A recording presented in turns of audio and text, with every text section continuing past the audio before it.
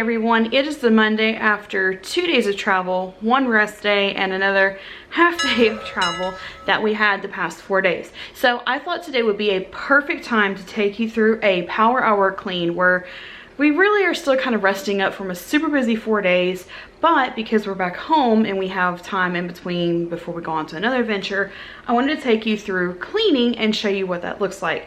So let me set the clock for you and show you how we do, and I'll go ahead and explain really quick. The way I do power hour is I don't do 1 hour in one room, I do 15 minutes in each room. That way I can at least get something done in 4 main areas. So let's set that timer, turn on the super fast clean mode music, and get to cleaning.